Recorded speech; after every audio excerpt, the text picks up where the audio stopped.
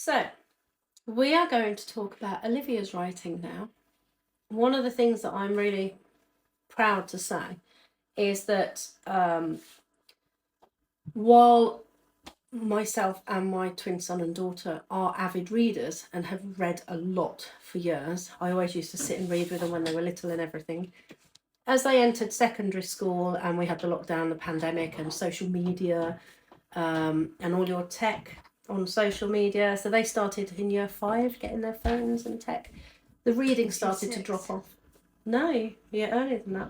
You had your own phones in year 6, but you would use my phone and you would use the computers, so you would use it in different ways prior to that.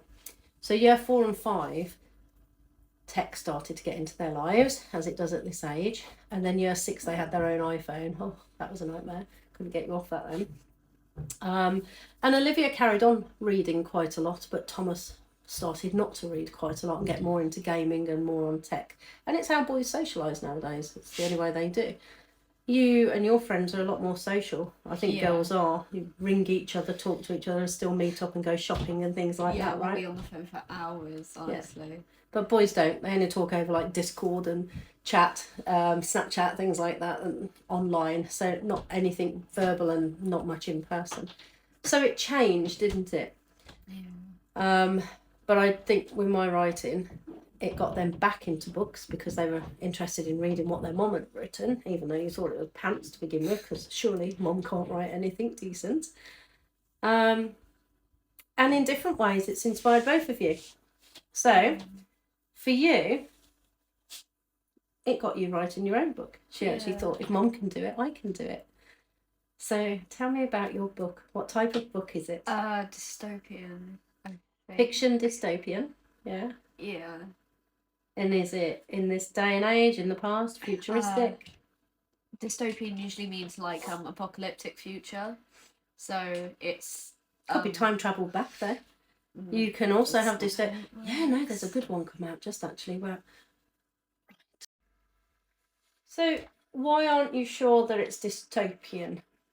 Well, it's kind of confusing. Like, it is based in the future, and it's not apocalyptic as like sickness as they often are with dystopian, but it's more like ESP. And people are like afraid of that. The people who don't have it are afraid of those who do. Maybe explain what ESP is for people. Extra special powers, basically. So like telekinesis, hydrokinesis, talking to animals, a variety. No one's got two the same. So is this all the new generation have these, or does all humans have it? No, it's like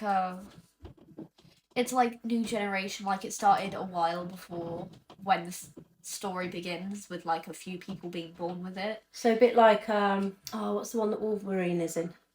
X-Men. X-Men, a bit like X-Men, where to evolve is to get those. Not where people see them as heroes, where people see them like terrorists, even if they don't do anything. Like, there's no evidence that they've ever done anything bad, but people are still afraid of them. Yeah. Like, people are scared to change. They can try and help people, but people still see it as evil. Yeah. And stuff like that. Okay. And how far into it are you?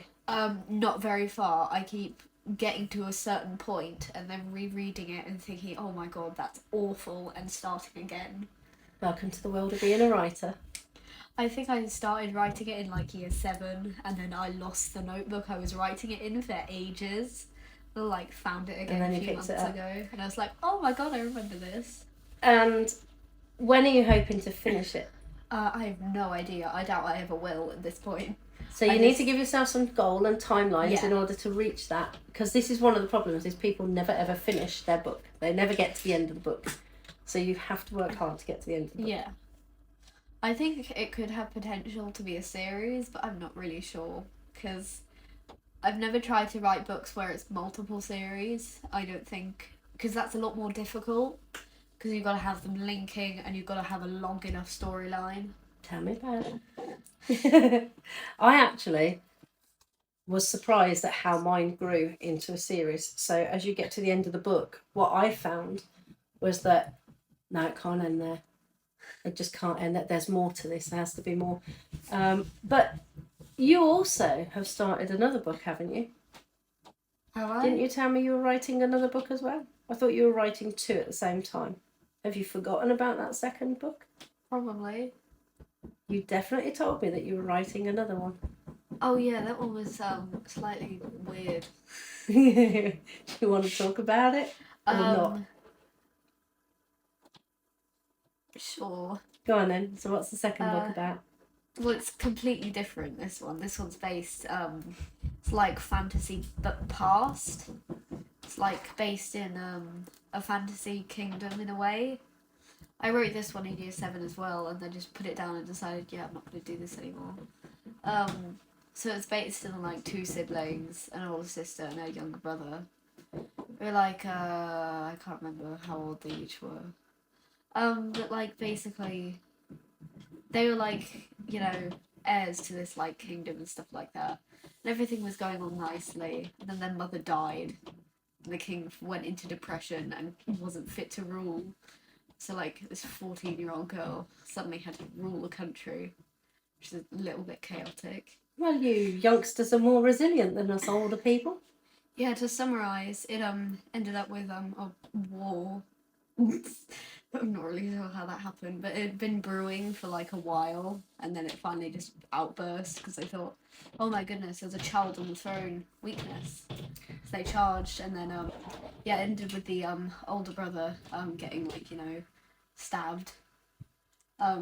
Like full on sounds really sword through the friendly and abdomen, nice. sword through the navel, and oh yeah, it ended with like a full circle moment, like at the Don't beginning. put the ending away. Don't No, give the yeah, ending I'm away. not Don't gonna give the even. ending No, away. I'm not even gonna do anything with it anyway. Oh, you got a full circle, did you? Yes.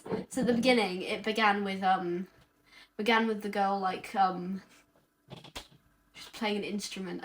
I can't remember what instrument it was though. No, it wasn't an instrument. There was like this other character. He was like a friend of the king's. He was like he used to be a knight, but then he got wounded in a battle and had to like step down. And he always played violin.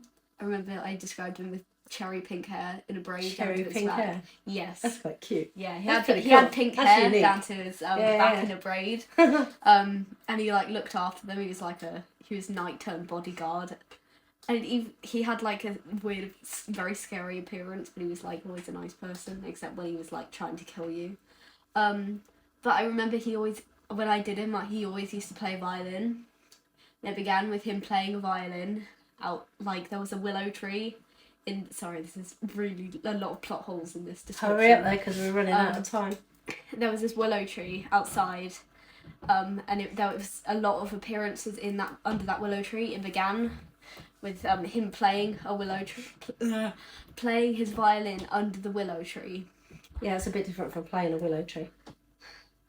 He was playing his violin under the willow tree, and then at the end, it was him playing violin under the willow tree again, but the girl was also there, and she was sitting, leaned against a gravestone, looking, kind of depressed.